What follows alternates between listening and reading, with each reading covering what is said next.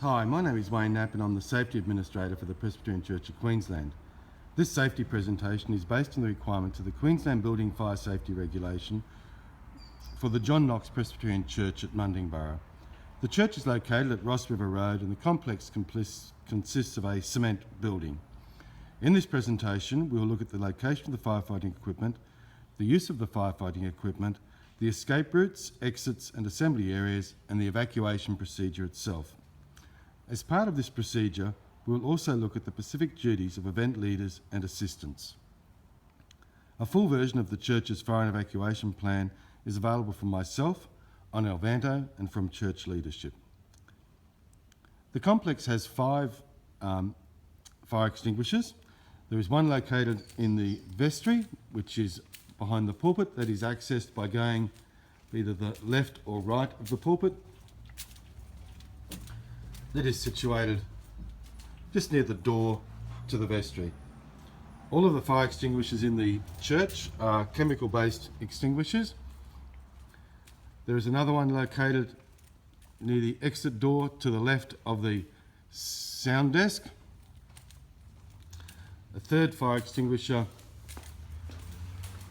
is located through the front entrance doors and to the left of the front entrance doors.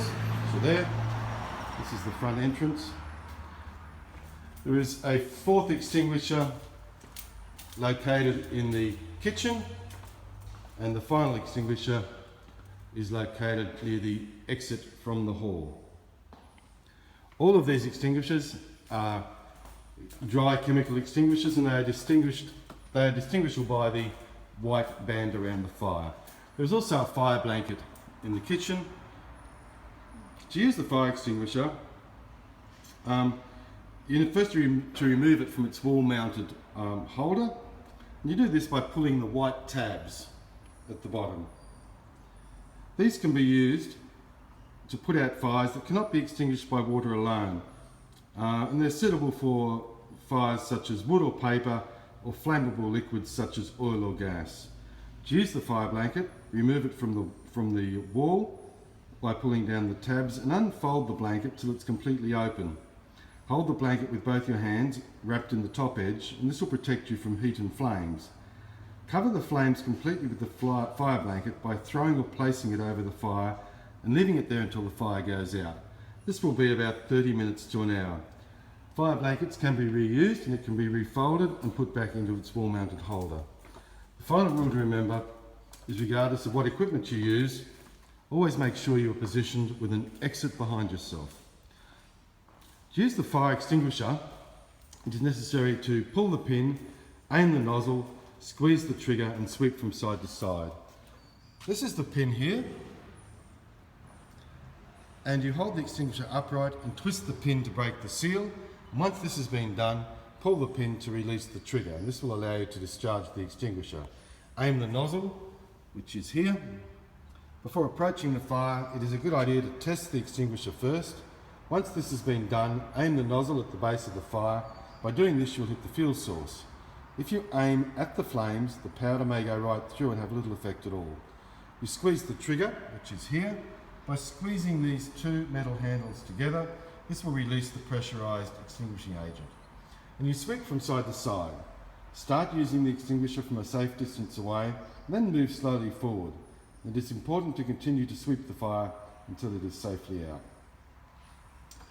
Escape routes. If you're in the main church, towards the back of the church, there are 2 escape routes. The first one is through the front doors, and the second one is through the door which leads through the creche, or through the door beside the side desk. If for any reason you cannot access these escape routes, there are access to the vestry behind the pulpit on both sides, and there is a door leading externally from the vestry. If you're in the hall,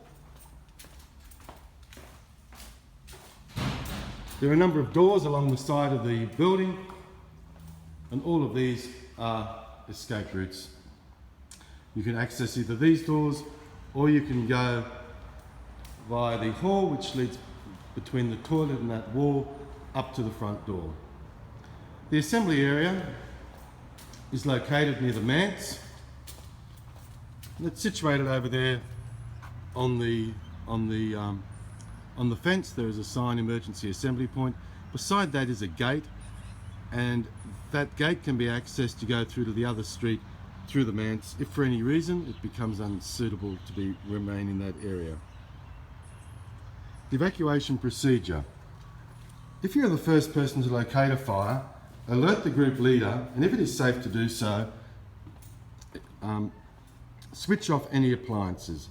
Immediately cease all activity. Assist any person experiencing difficulty with the evacuation, and take a quick look to your left and right to see who is sitting or standing nearby. Walk quickly and calmly to the assembly area via the nearest exit, and at the assembly area, form into groups to assist the leader to ensure everyone has been safely evacuated. Report to the leader if you cannot locate the person that was to your left or right prior to leaving the building. Do not re-enter the building. Remain at the assembly area until otherwise instructed, and if for any reason you need to leave before the all clear is given, please let the leader know you are leaving. If you are the evacuation coordinator or person leading an activity or program, there are additional duties to be performed as part of the evacuation process. You need to firstly investigate the fire situation, and if there is any doubt regarding whether there is a fire, call the fire service. You need to ensure the safe evacuation of all occupants from the building and account for all occupants at the assembly area. You need to ensure occupants do not attempt to re-enter the building until it's safe to do so, and also meet the fire services and advise them of any information relevant to the emergency. As there are a number of tasks needing to be completed, it may be necessary to share these duties between attendees to ensure a safe evacuation. This includes checking the hall, the toilets, and each room, and also advising the manse family, if applicable. If any room or building is unable to be entered, the emergency services are to be advised on their arrival. It is recommended that the evacuation coordinator or person leading an activity allocate these tasks at the beginning of the event or should an emergency occur. In the event of the John Knox Church, these tasks have been allocated to the Committee of Management members and elders, and they will be performed by the duty elders and members for that day. That concludes the John Knox Church Fire and Evacuation instruction. If you have any questions about any of the information given in this presentation, please contact me at church office. Thank you.